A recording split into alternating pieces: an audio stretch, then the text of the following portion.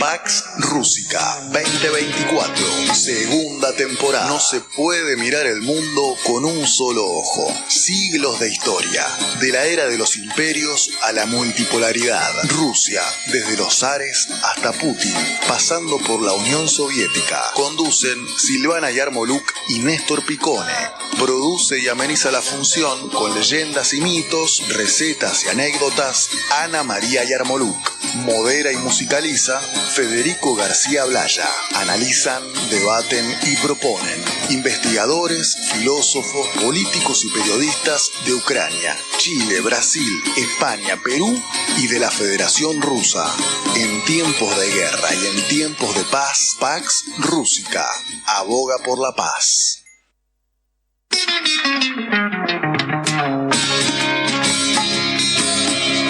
Здравствуйте, девочки. Здравствуйте, мальчики.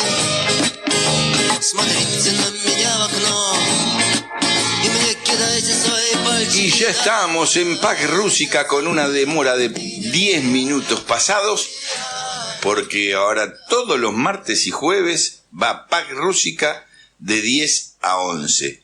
Como siempre, con Silvana y Ana María Yarmolyuk a la cabeza. Pero antes, saludo a Federico García Blaya. ¿Cómo le va, Federico? Здравствуйте, добрый день, don Néstor Picone. ¿Cómo te va? Buen día, acá estamos en Pax Rússica. Ya me anoté para hablar ruso. Ah, ¿te anotaste? Sí. Bueno, después lo vamos a Y hay que decirle a la gente que se anote. Así podemos hacer todo un programa en ruso. 10 y 10 de la mañana, estamos en AM740, Radio Rebelde, y AM1570, Radio Rebelde.ar también.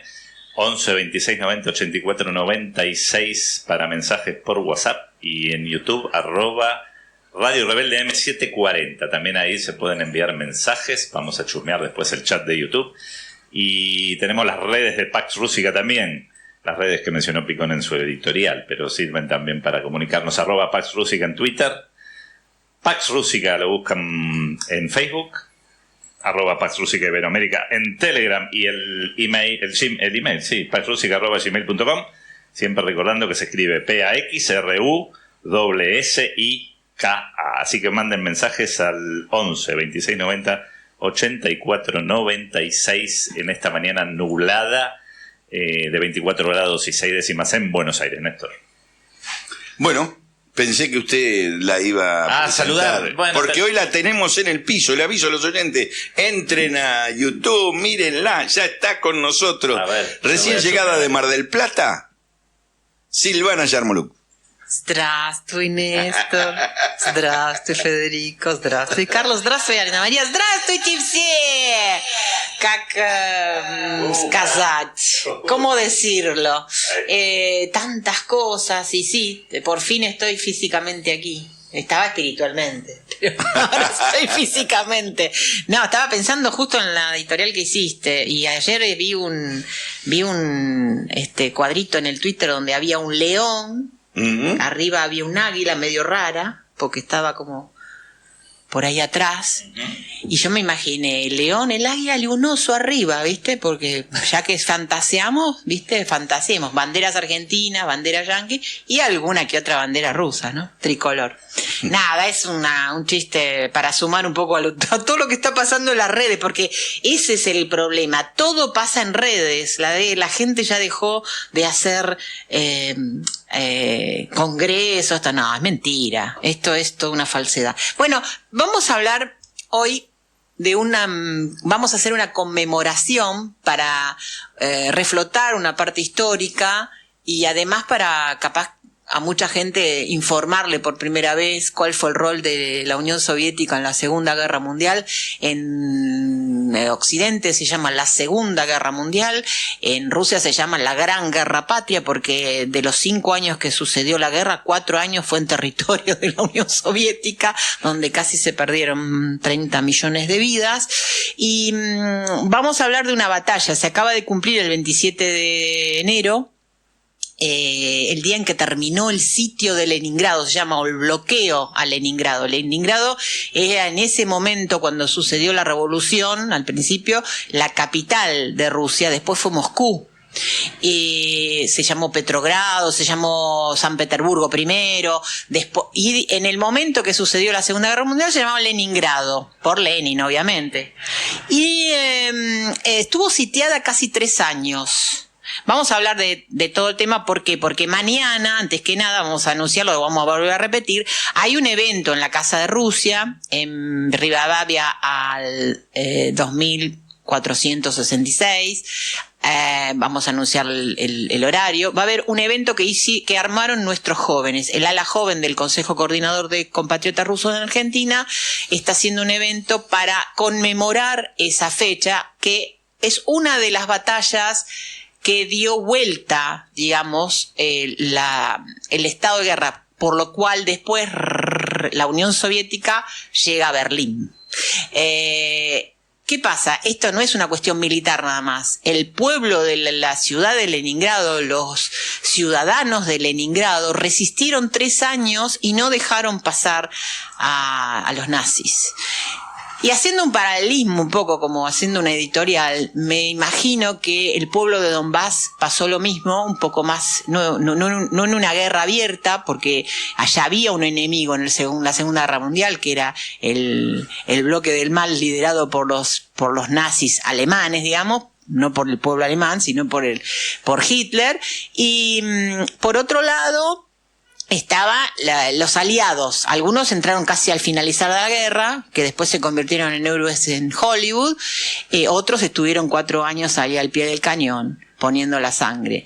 Y pienso que en Donbass todo empezó en el año 2014, pero esta fue una cosa rara porque el que asediaba a la población y asedia de Donbass es su propio estado.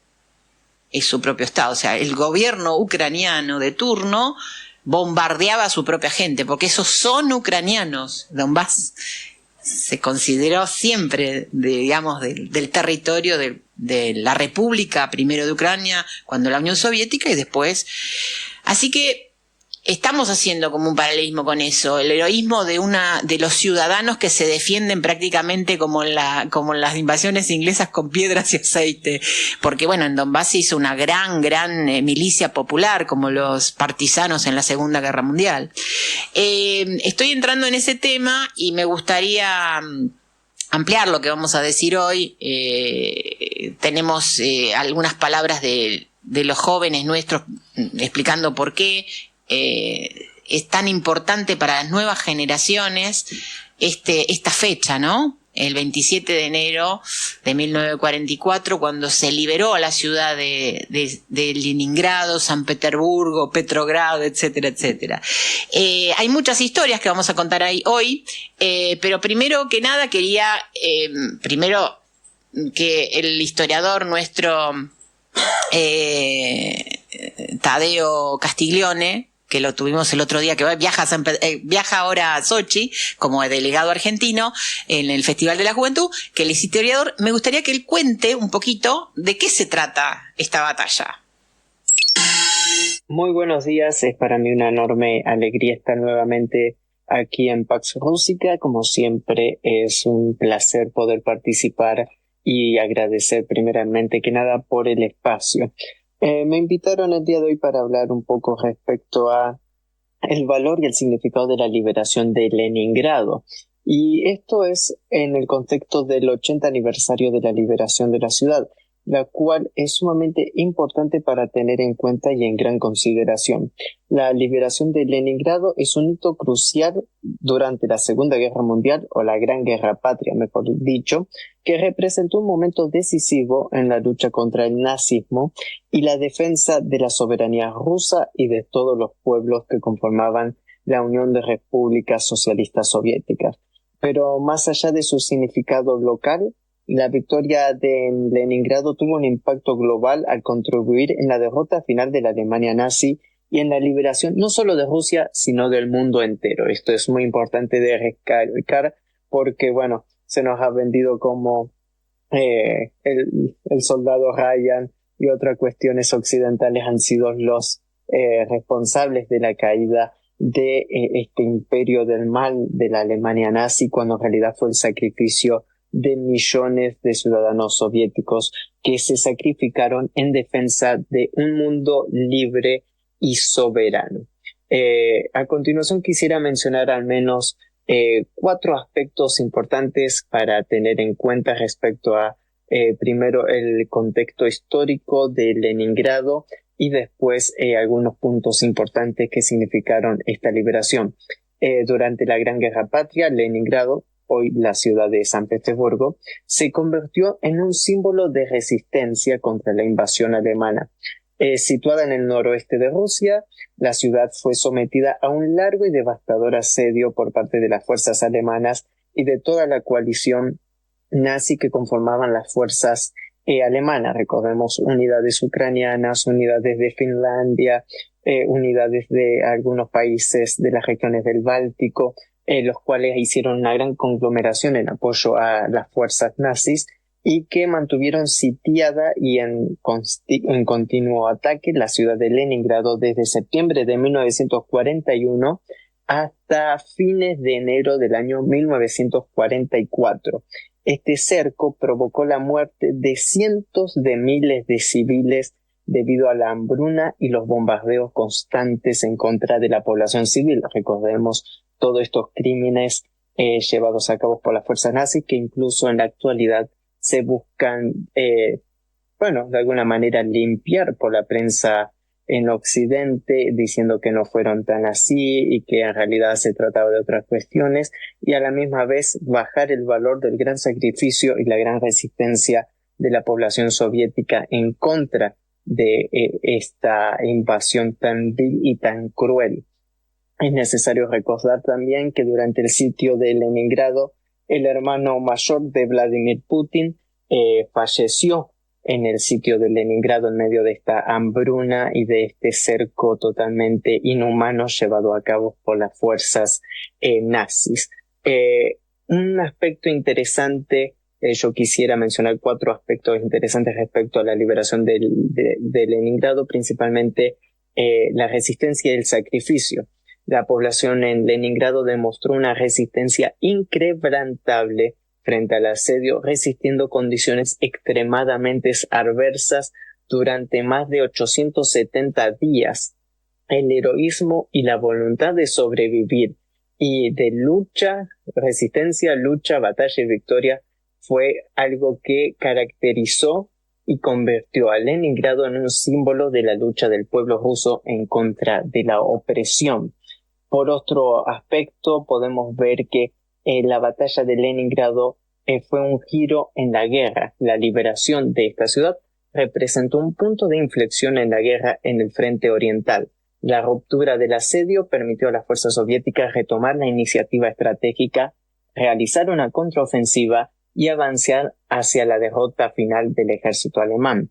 En tercer punto, hay que recalcar que la toma de Berlín no hubiera sido posible si no hubiera sucedido esta victoria estratégica en Leningrado. La liberación de esta ciudad fue un paso crucial hacia la derrota total del nazismo.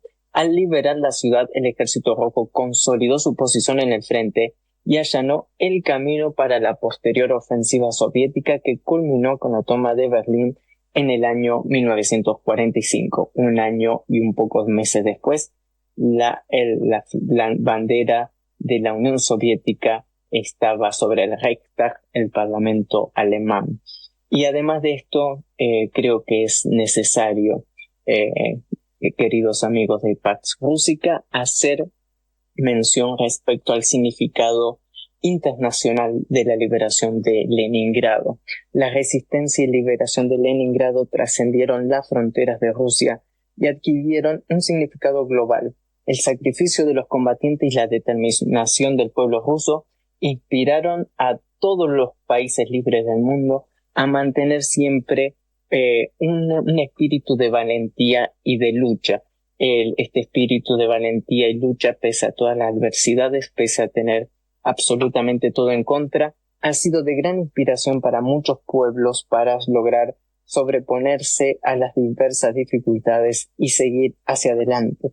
Y yo quisiera, lo hablaba con Silvana el otro día, respecto a el sacrificio de los rusos. millones de rusos, hemos estado analizando, murieron en Leningrado, dieron su vida defendiendo la ciudad, defendiendo incluso toda la Unión Soviética de la invasión alemana. Y ellos murieron para que no mueran nuestros abuelos, para que no mueran nuestros padres. Incluso la operación militar especial de Rusia se da en un contexto similar de lucha contra el nazismo, en lucha contra la barbarie, lucha contra la maldad misma. Y los reclutas rusos, los soldados regulares rusos, los oficiales, los voluntarios, todos ellos están dando su vida y están muriendo en el frente de batalla para que nosotros no tengamos que morir en el frente de batalla, por lo cual el sacrificio y reconocer esta posición de las fuerzas rusas, de su rol histórico, tanto hace 80 años en Leningrado como también en la actualidad, es necesario tener en consideración. En conclusión, la liberación de Leningrado fue un acontecimiento de importancia histórica que marcó un punto de inflexión en la Segunda Guerra Mundial. El heroísmo y la resistencia de los habitantes de la ciudad, junto con la victoria militar total del Ejército Rojo, jugaron un papel fundamental en la derrota del nazismo y la liberación del mundo de la tiranía fascista. La memoria de Leningrado sigue siendo un recordatorio de la capacidad para resistir y superar las adversidades más extremas en la búsqueda de la libertad y la justicia. Muchísimas gracias por el espacio y un saludo desde la Patagonia Argentina. Agradecidas nosotros mucho a Tadeo por este pantallazo histórico que tiene, que representa la ciudad de Leningrado. Es la única ciudad que todavía han cambiado mucho, han cambiado los nombres. Cuando la Unión Soviética cayó, volvieron a poner nombres. Leningrado se volvió a llamar San Petersburgo. Pero en la estación de trenes de Leningrado todavía sigue las letras enormes, con un cartel que dice Leningrado ciudad héroe. Porque fue Leningrado la que fue héroe, digamos, claro, y resistió. Hay historias muy interesantes, Ana va a contar algunas de ellas hoy. Hola, Ana, здравствуй, Ana, как дела? Привет, Pax Rusica, buenos días, Pax Rusica. ¿Cómo amaneció Mar del Plata? Preguntaría. Ya no estoy ahí. Bien, con mucho sol, hermoso. El día pero está hermoso, será posible, qué suerte. Sí, el otro día parece hermoso. Que mi hija, no me pude comunicar todavía, fue al evento del cual participaste vos, me mandó una foto. ¿Vos te vestiste con ropas típicas? Estoy hablando del encuentro que se hizo viernes, sábado y domingo que promocionamos tanto aquí en Pax Rusica, en Mar del Plata, la Feria de las Colectividades, a eso me refiero. ¿Cómo anduvo eso? Muy bien, es la noche de las colectividades, esta es la 6ª edición que se hacía. Todas las asociaciones, no solo de colectividades, es la noche del foro de las colectividades, que es es una asociación que está nucleada también con el apoyo bajo el ala de la Municipalidad de General Pueyrredón y que integran distintas asociaciones, más o menos 30 asociaciones de la ciudad. Están todos las asociaciones de italianos de las diferentes regiones, muchas de España, hay también del Líbano, de Armenia, también estamos los rusos, y sí, se realizaron en los jardines de Villa Victoria, muy lindo, estuvo hermoso, y 3 días nos acompañó el tiempo. El primer día un poquito llovió, pero pasó de largo, con muchas cosas culturales, con grupos de baile, hermoso, la verdad que estuvo muy bien. Usted no integra ningún grupo de baile, ¿no, Ana María? Sí. No, nosotros tenemos la asociación Casa de Rusia que, justamente difundiendo todos los cursos, porque ahora en marzo ya empiezan los cursos de idioma ruso para hispanoparlantes y español para... Ya me anoté, ¿eh? Ya somos No, dos. ese es otro. ¿Ah, ese es otro? Ese es otro. La Casa de Rusia de Mar del Plata, Sí, para... cuya presidenta es la señora con la cual te estás hablando en este momento. Mirá. Lanzan el curso anual de ruso en Casa de yo Rusia. pensé que era uno para todo el país. No, hay un montón de cursos de ruso está el que se da en la Casa de Rusia de Buenos Aires, que vamos a invitar un día de estos Bien. a la presidenta, a la directora para que nos diga, que está en Buenos Aires. Hay en Paraná, en Ushuaia, en Misiones, en un montón de lados, en Oberá, acá en las instituciones nuestras que están en San Martín, en Lavallole, también hay cursos de idioma ruso. Así que hay que estar atentos. No, yo estoy muy atento porque no me gusta... Ana terminó el Teatro Colón, para que sepas, ella es bailarina también. Mirá por la eso. cantidad de cosas que están... Directora que de cine Silvana, y Ana también. María también, bailarina. Hay algo, antes de que nos metamos y sigamos con el tema de Leningrado, que quiero hacer en relación a lo que es la resistencia, ¿no? Y lo que es algo que a mí me conmueve del pueblo ruso. Dos cosas. Uno, hay que sacarse el sombrero ante los rusos, pero además pensar bien cuando uno habla de resistencia. Mandar un WhatsApp, o distribuir un Twitter o Facebook, muchachos, y después decimos que eso es resistencia. Bueno, tengamos un poquito de cuidado en el uso de la palabra. Eso quiero, porque ahora estamos en épocas de resistencia, tiempos de resistencia en la Argentina. Bueno, fíjense. Yo les puedo proponer una cosa. Sí, decime. Que va a pintar de cuerpo entero lo que es el espíritu ruso. Si ustedes, que ahí les habíamos enviado el link a la obra de Shostakovich y después un breve relato sobre cómo fue compuesto, ahí van a entender lo que es la resistencia. La resistencia. Pero quiero agregar una más. Dale.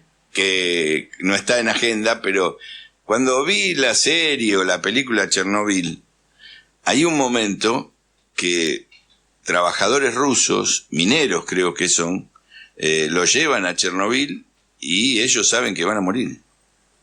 Hacen un trabajo metiéndose para apagar Chernobyl y ellos saben que no tienen muchas posibilidades y eso es un espíritu que tiene que haber.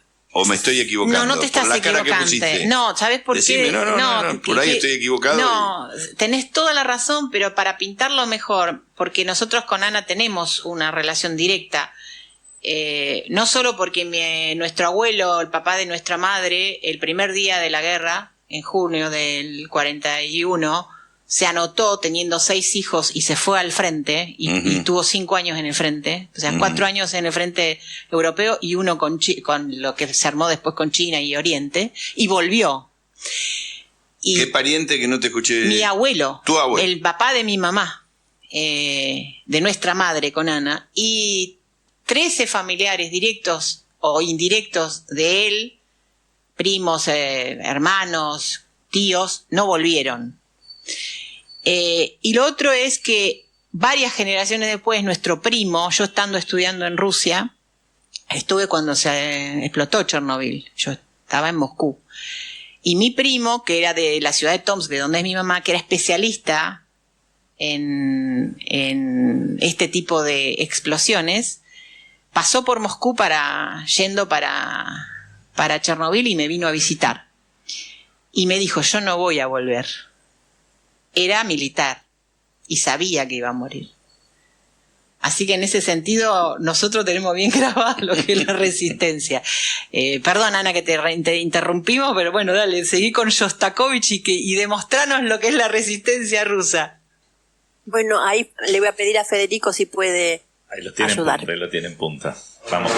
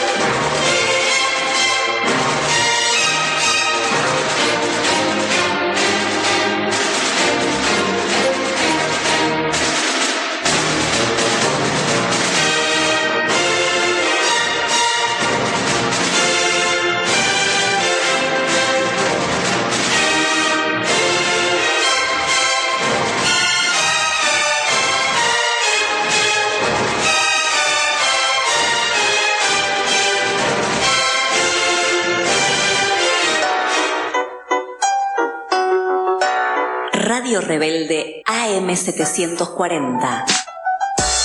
La radio de todos.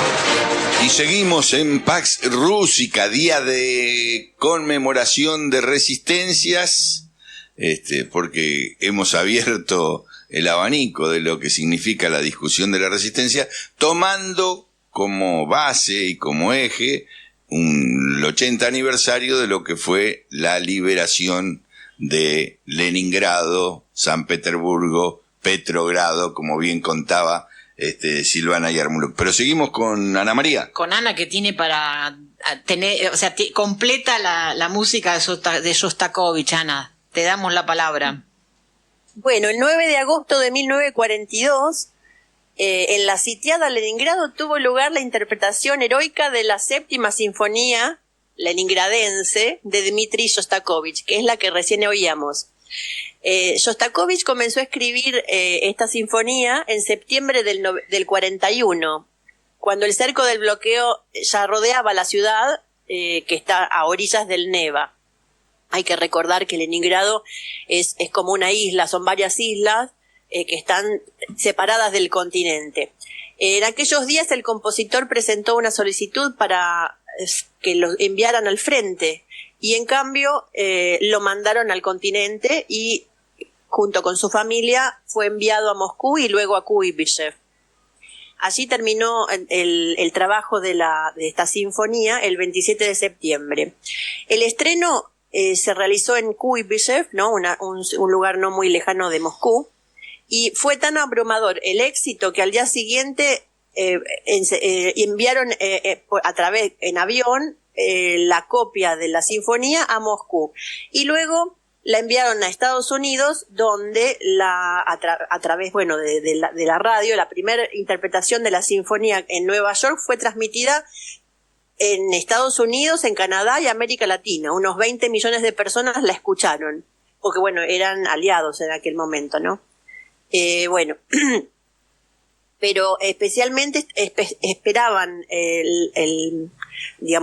que fuera tocada en el mismo Leningrado, pero la ciudad continuaba sitiada. Entonces mandaron a un piloto de 20 años para que transportara en un avión, aterrizaran en Leningrado, que estaba completamente sitiada, y tuvo que sobrevivir a los cañonazos y a toda la artillería antiaérea que tenían desplegada alrededor de la ciudad, tanto los alemanes como muchas otras divisiones que, ya lo habían dicho antes, que eran finlandeses y otros de algunos países del Báltico. Él rompió el círculo de fuego y entregó, además de medicinas, 4 libros con la música de la partitura. Pero cuando el director, que era el titular de la Orquesta Sinfónica de la radio de Leningrado, que se llama Karl Eliasberg, abrió el primero de los 4 cuadernos, se puso casi a llorar, porque en lugar de las habituales 3 trompetas había 3 trombones, 4 trompas, tenía el doble de instrumentos que de los cuales ellos disponían. Incluso la batería agregada y muchas otras, como han visto, es muy potente, ¿no? La música. Entonces había muchas más instrumentos de lo que ellos disponían. Entonces, además, decía que la participación de estos instrumentos en la interpretación de la sinfonía es obligatoria, y estaba además subrayado y en negrita. Entonces tuvo que salir a buscar quién podía tocar esos instrumentos, que además eran muy pocos los músicos que quedaban en la orquesta. luego del invierno del 41, solo quedaban 15 personas en toda la orquesta. No olvidemos que la gente, digamos, la gente que trabajaba en las fábricas recibía diariamente una ración de 250 gramos de pan. Y los que no trabajaban, es decir, los ciudadanos comunes, recibían 125 gramos de un pan que tampoco era un pan realmente pan, sino que era un pan como hecho de plástico, virutas de plástico y algo todo. más.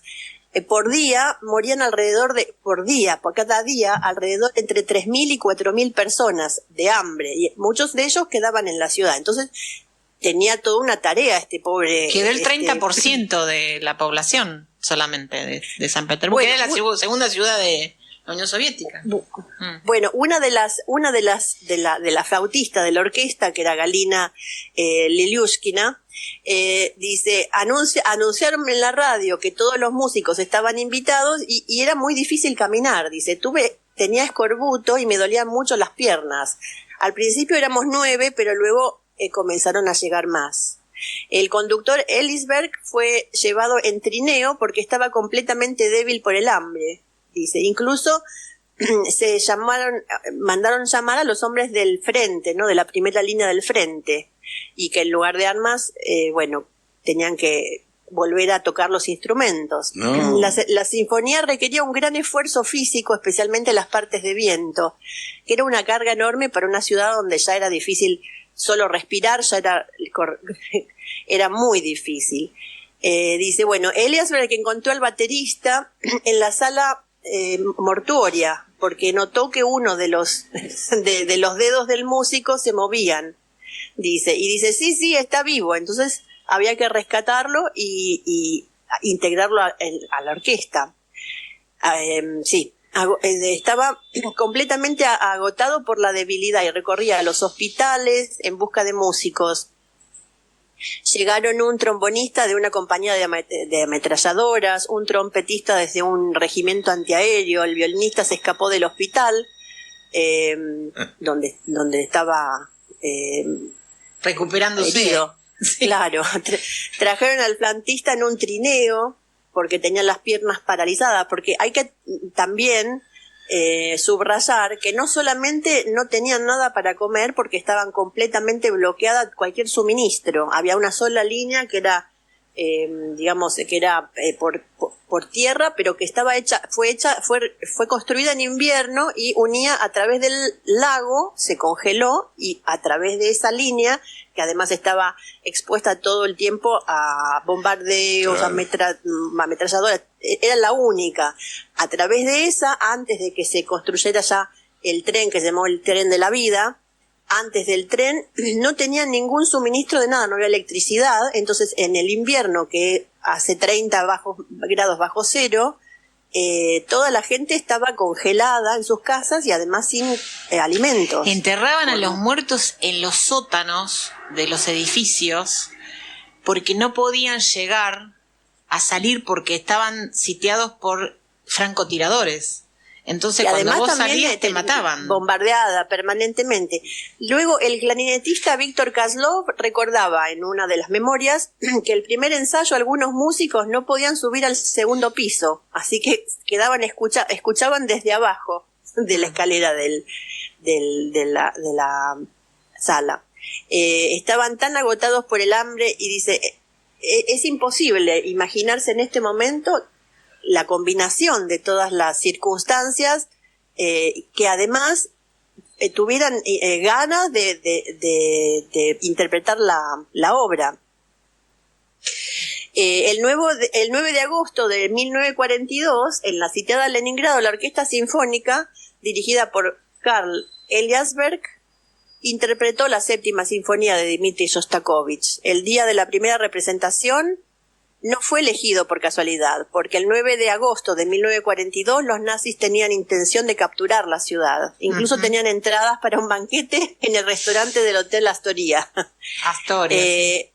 Sí, en el día de la interpretación, todas las fuerzas de artillería de Leningrado fueron enviadas a suprimir los puestos de tiro enemigos, y a pesar de las bombas y los ataques aéreos, todas las lámparas de araña de la Filarmónica estaban encendidas. La sinfonía se transmitió por radio y por los altavoces de la red de la ciudad. Fue escuchada no solo por los residentes de la ciudad, sino también por las tropas alemanas que asediaban Leningrado, quienes creían que la ciudad estaba prácticamente muerta.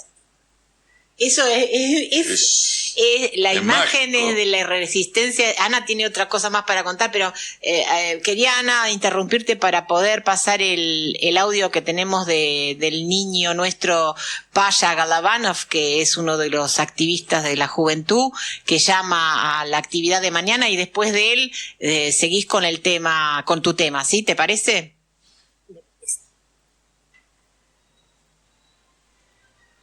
Bueno, vamos con el audio. Dale.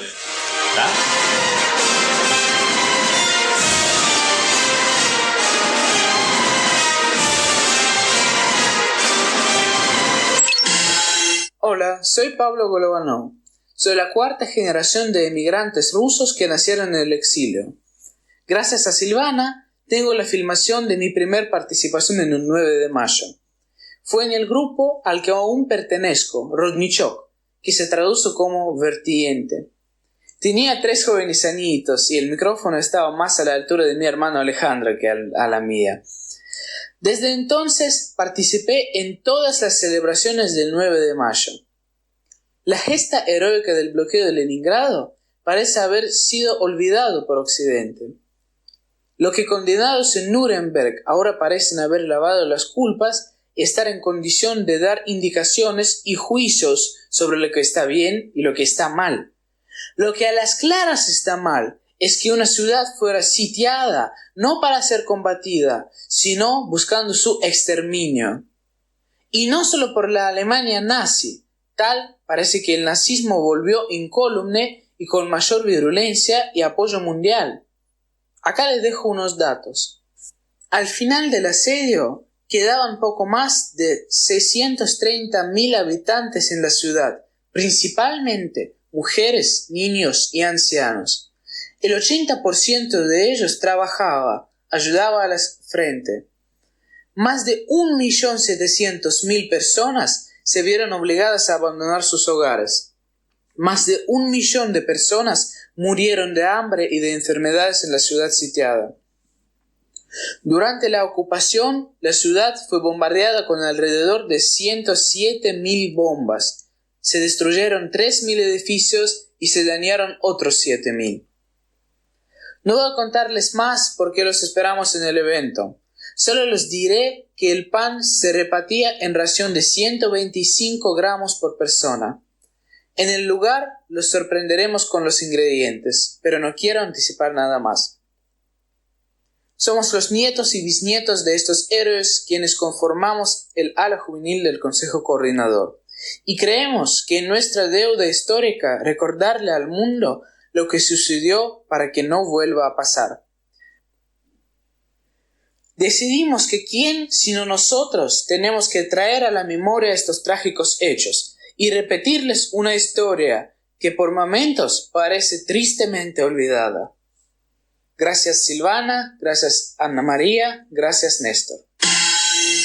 Bueno, gracias Pavel, porque tener cuarta generación viviendo en el extranjero es muy difícil sostener cuando vos vas a la escuela. Yo lo digo también como hija de soviéticos, que fui a la escuela y en la escuela me enseñaban otra cosa. En mi casa me decían otra cosa.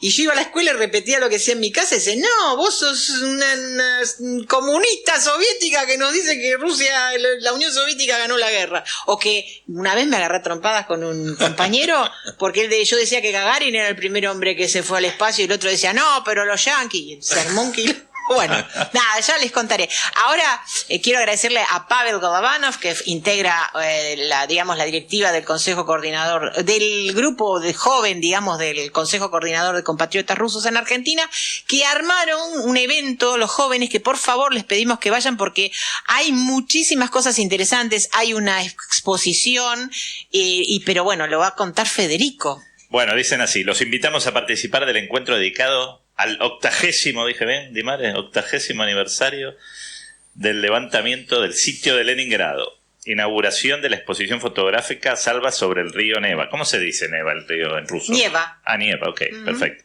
Salva sobre el río Nieva. Eso. La acentuación era lo que quería preguntar. Bueno, en castellano le dicen río Neva, pero el río Nieva. Bueno, la inauguración de la exposición fotográfica es el miércoles 28 de febrero, mañana, a las 19 horas, en la Casa Rusa, en Buenos Aires, en la avenida Rivadavia, 4266, que es el barrio de Almagro, ahí cerquita de la estación Castro Barros, en un lugar muy, muy fácil de llegar. Rivadavia 4266. Así que están todos invitados por Pavel y todos nosotros también. Buenísimo. Y bueno, Ana empezó con lo de Shostakovich, casi nos lagrimeamos todos acá, y hay otro ejemplo de resistencia. Es que Leningrado tiene muchas historias. Sí. Hay muchos libros, hay muchos documentales. Entre ellos vos conocés uno que es muy impactante. Sí, ¿no? De un compañero nuestro que estudió con nosotras, que se llama Sergei Loznitsa, que estuvo acá hace poco, porque tenemos como medios raras ideas con él, porque hoy día él es ucraniano. Ruso, ucraniano. Tiene otras ideas con respecto a lo que tiene el rol de se historia. llama Blocada, Sí. El documental, para el que le interese. Es increíblemente crudo, porque el invento, el hallazgo artístico de Loznitsa fue haber puesto sonido, ¿no?, sincrónico a todo el material documental, porque él lo que hizo fue reunir todo el material documental que había sobre el sitio de Leningrado. De camarógrafos que murieron, más su mayoría, y que el material quedó crudo, ¿no es cierto, Ana? Y él fue armando ese material crudo increíble. Y le puso una observación sobre de qué manera se va degradando la ciudad. Entonces al principio comienza con los preparativos, con las ametralladoras antiaéreas, cómo van cruzando esos tipos globos aerostáticos la ciudad, cómo la van camuflando los lugares, cómo trabaja. Hay un montón de gente y ya hacia el final uno ve que está toda degradada. Hay pozos abiertos en el medio de la calle. Hay una sola imagen que me acuerdo que, yo doy clase con esa película. La gente cruzando los puentes, porque es como Venecia, San Petersburgo. Tiene muchos canales, la hicieron a medida, como La Plata, para la gente, y después vino la gente a volar. Hacemos cola para ir a... Bueno, vamos a ver. En esos canales la gente se cruzaba con los trineos cargando muertos. Entonces vos ves una imagen de gente que va llevando sus cadáveres a enterrar. ¿Y esa película es accesible? Sí, yo la voy a publicar en el Twitter. Se llama Blocada. Porque acá no tenemos ni idea de todo eso. O sea, digo, en general, está buenísimo. Cuando yo se la pongo a mis alumnos, quedan todos bastante... Además es muda, porque no tiene ninguna, ningún argumento, ni diálogos, nada. Solamente uno escucha cómo va viviendo la ciudad, cómo va el pulsar, la observación sobre cómo va desarrollándose el día a día. Por supuesto, va pasando los años, entonces hay una parte que es en invierno. Ana, dejá de hablar la peli, que la voy a publicar. Te digo esto porque vos tenés otro tema de resistencia que me parece que también es súper interesante. Porque tenés 5 minutos, te digo. Sí. Bueno, precisamente, porque además de haber... de cómo iban el problema de cómo resolvieron la evacuación de los habitantes de la ciudad de Leningrado, y también los tesoros del Hermitage. Paralelamente a todo lo que ocurría, había que defender la ciudad, y no solamente eso, porque había un científico que era Vavilov, con donde instaló en Leningrado una estación de producción y de cuidado de la biodiversidad de las semillas de todo el planeta. Era la colección más grande en esa época, era la más grande y la más completa de semillas de todo el mundo. Él había hecho como más de 200 excursiones a diferentes países y diferentes Argentina, imperios. Estuvo en todos lados. No hay lugar donde no haya visitado Vavilov y que hubiese recolectado esas semillas, y esas semillas estaban era en como un banco de semillas, pero para asegurar justamente que si había alguna catástrofe en las regiones, se pudiera volver a revivir esas mismas semillas, ¿no? Y siempre estaban plantándolas en distintos lados, pero al comenzar la guerra, entonces obviamente era un botín de guerra demasiado tentador. Entonces los nazis inmediatamente, primero que sabían, porque todo esto se encontraban en los congresos, así que sabían perfectamente su trabajo. Y bueno, justamente la unidad alemana que encargada para buscar, no solamente en Leningrado, sino también en Ucrania y en otros lugares, se llamaba Ahnenerbe, ¿no? Era compuesta por científicos, exploradores, intelectuales, y ellos eran los encargados de, descubrir dónde se encontraban estas semillas. Pero fueron llevadas, fueron repartidas entre los colaboradores de Vavilov, y las tenían en una ciudad muy cercana, en una localidad que sería como un pueblo no lejos de Leningrado, y nunca las lograron encontrar. Pero estas personas que protegían, ¿no?, las semillas, entre ellos, entre 12 y 20 de estos científicos, murieron de hambre mientras protegían esta colección, que era inmensa, ¿no? Los nazis nunca tuvieron la satisfacción de obtener esas semillas, y los soviéticos, ganaron la guerra, recuperaron las semillas robadas y además tomaron control de otra colección de semillas alemana que se alojaba en la estación experimental de Gattersleben, no en Alemania. Brucker, que era esta persona encargada de descubrir el lugar donde se guardaban las semillas, sobrevivió a la guerra y emigró a Sudamérica, y en 1948 fue nombrado profesor de genética y botánica en la Universidad de Tucumán en Argentina. Y en los años que siguieron también dio clases en Paraguay y en Mendoza y en Buenos Aires, y escribió varios libros sobre botánica y agricultura. Pero Vavilov también estuvo en Argentina y tiene una cátedra en la Universidad de Buenos Aires que se llama Vavilov, ¿no? Por supuesto. Esa es otra historia. Por supuesto. Pero esa es otra historia. Pero la resistencia es eso. La resistencia, varios de ellos murieron de hambre, pero no comieron las semillas. No se comieron se podían haber, yo no sé qué harías en ese momento. Estás muerto, pero hambre, o sea, 3 años de hambre, de comer celulosa, plástico, cartón, porque no había nada. Y siempre se ninguneó el sitio de Leningrado en el occidente como batalla, digamos, porque fue la batalla del pueblo, de la ciudad que tenía que resistir.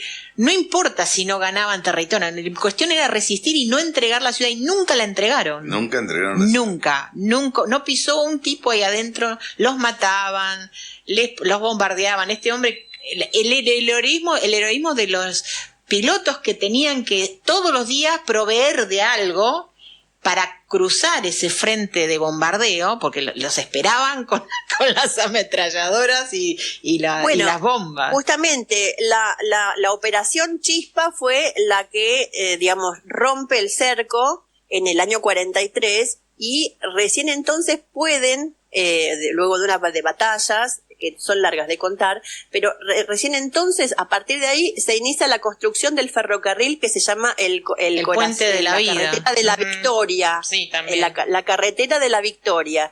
El primer tren con víveres, el 7 de febrero de 1943.